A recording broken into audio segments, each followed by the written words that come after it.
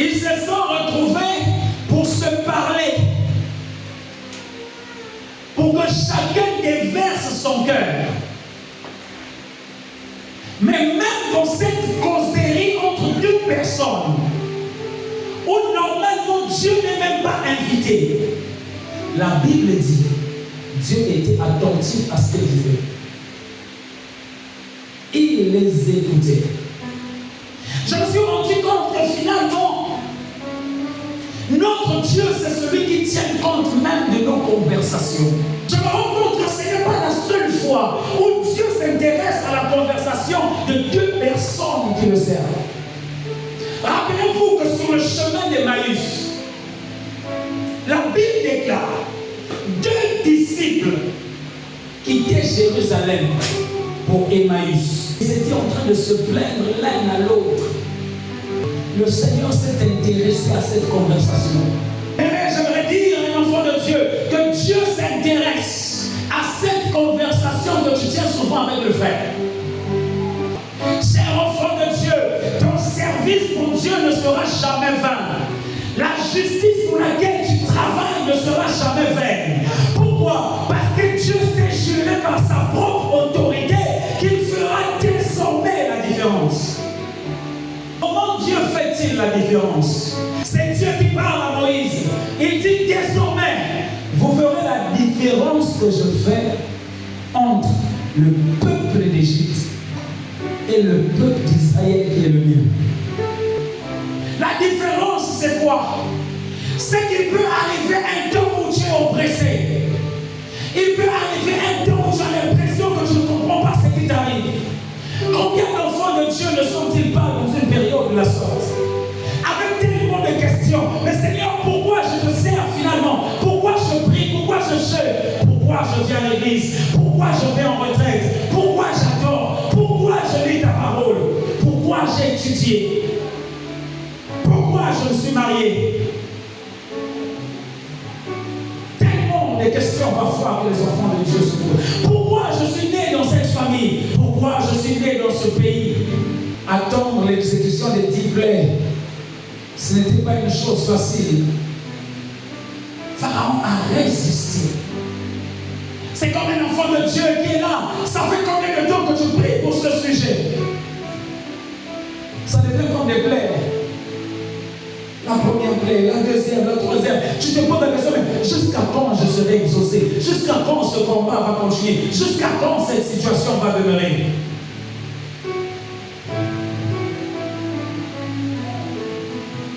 Mais lorsqu'il est arrivé au 10e, à la 10e plaie, Dieu dit ça, c'est la plaie finale. Ça, c'est l'étape finale. Ça, c'est le niveau final. Ça, c'est le terminus. Maintenant, vous allez sortir. Mais je vais vous apprendre que vous êtes différents des autres peuples. Je veux vous montrer ce que je suis capable de faire pour un peuple que j'aime.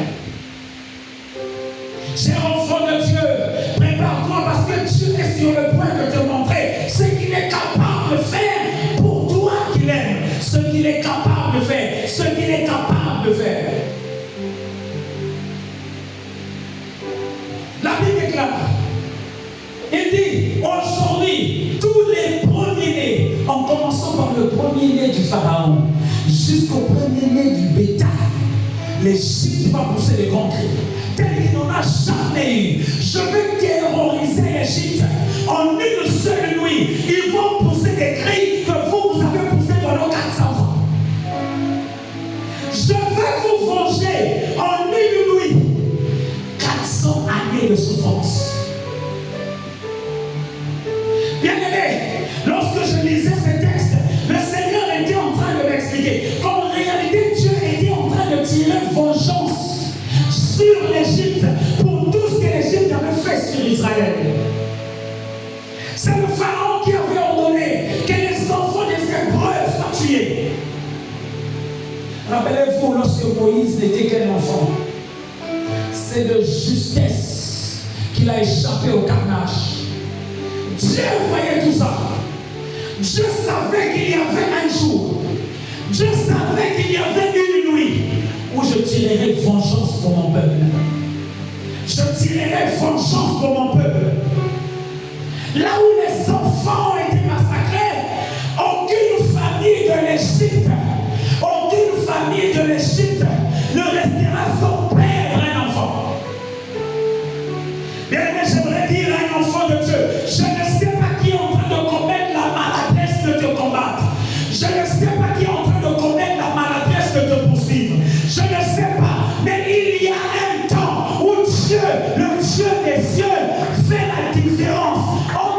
juste et le méchant, entre ceux qui le servent et ne le servent pas. Il déclare de tirer vengeance. Parce que la Bible déclare à moi la vengeance, à moi la rétribution.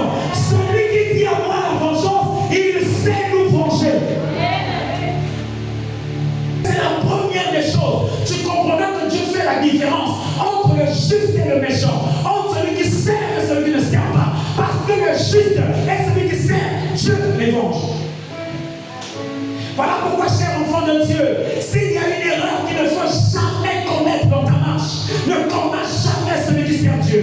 Ne combats jamais quelqu'un que tu vois en train de servir Dieu. Ni par tes paroles, ni par tes actes, ni même dans tes intentions, ne le combats jamais. Parce qu'il a quelqu'un qui a promis de le venger. Alléluia.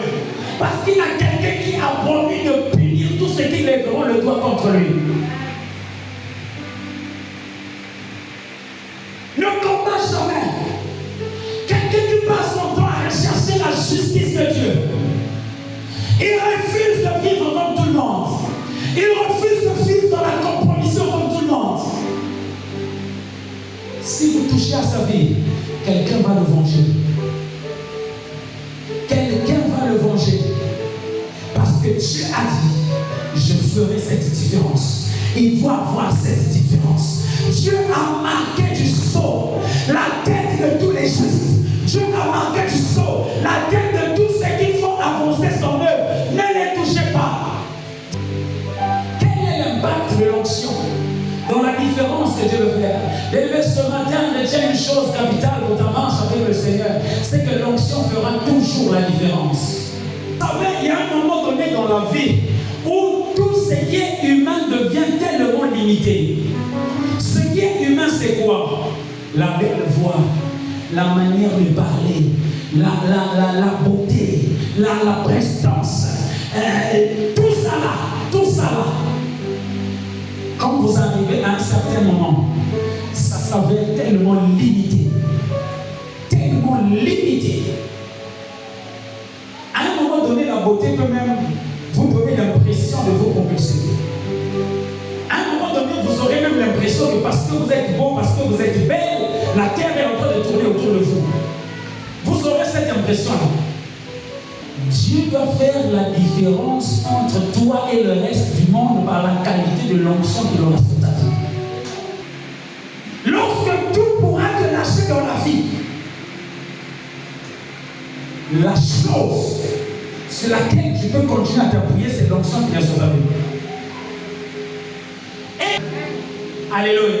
Recherchez l'onction sur votre vie. C'est la chose la plus importante à rechercher. La chose qui ne vous trahira jamais, c'est la qualité de l'onction sur votre vie. C'est ce que David a vécu. Dès l'instant où il a été oint, Dieu a commencé à faire la différence entre lui et le reste du monde. Partout là où il passait, on savait que c'est David qui est passé. Pourquoi? C'est un oint de l'Éternel.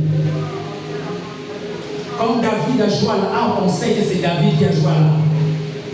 Pourquoi? C'est un oint. Alléluia. Quand David est allé au combat, on sait que c'est David qui est allé au combat.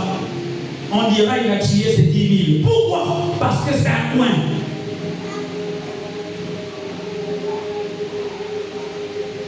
Quand David devient roi, on doit savoir, on doit voir la différence entre le règne de David et le règne de Saoul. Pourquoi? C'est un oint. Recherche l'onction. Va avec cette onction dans ton foyer, jeune sœur. Va avec cette onction. Va avec cette onction. Cette onction fera la différence. Cette onction fera la différence. Va avec cette onction dans ton entreprise. Cette onction fera la différence. Cette onction fera la différence. Va avec cette onction au milieu de ta famille. Va avec cette onction partout là où tu vas. Cette onction fera la différence. Où sont passés les enfants de Dieu qui savent qu'en réalité, j'aime cette femme, Catherine Kuhlman. Catherine Kuhlman avait l'habitude de dire, Moi, que vous voyez là, je n'ai pas de talent. Il y a des gens à qui Dieu a donné des talents.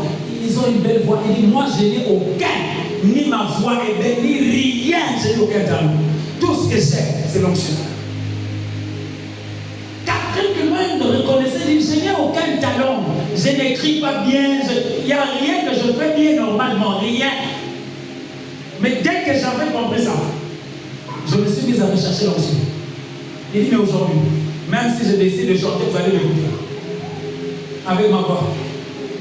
Pourquoi, Seigneur? Offre-nous au-delà de ce que tu proposes. Fais accompagner de ton onction ce que tu nous proposes. Ne laisse pas vide ce que tu nous proposes. Peu importe le domaine, l'onction ne s'arrête pas à conduire les cultes. L'onction ne s'arrête pas à prêcher ou à prier pour les gens. Amène cette onction dans ton lieu de travail. Amène cette onction au milieu de ta maison, de ta famille. Amène cette onction partout où tu vas. Amène cette onction au marché. Le juste tombera. 7 fois il se relèvera. Certainement Samson avait reçu cette parole prophétiquement. Il savait que moi je suis tombé. Certainement on m'a eu. Mais on n'a pas eu mon Dieu. On m'a eu, mais on n'a pas eu mon Dieu. Je suis en prison, mais est-ce que mon Dieu est en prison? On m'a coupé les cheveux. Est-ce qu'on a coupé l'onction? Ah, on m'a crevé les yeux. Est-ce qu'on a crevé les yeux de mon Dieu? Alléluia. Samson dit non. C'est moi qui suis en prison. Dieu, lui, il est libre. Alors c'est à lui que je vais m'adresser. Il dit, Père, de toute façon, je reste un enfant. Mais s'il te plaît, l'onction ne peut pas échouer. C'est pour délivrer Israël de la main des Philistins que cette onction est sur moi. Alors aujourd'hui, cette onction va accomplir sa mission avant que je m'en aille. La Bible déclare ce jour-là, Samson a tué plus de Philistins que tout le reste de sa vie. Ce jour, il a tué qui? Il a détrôné toute l'armée des Philistins, les princes des Philistins, les généraux des Philistins, tous tués le même jour. L'onction n'échoue pas. Je parle à un enfant de Dieu qui ce matin, tu sais que tu portes sur toi cette onction. Peut-être que tu l'as émoussé. Ça veut dire réveiller les héros. Réveiller les héros. Ce n'est pas le temps où les héros doivent rester endormis. C'est le temps où les héros doivent prendre position. Chacun doit se mettre à son poste. Est-ce qu'on peut se lever?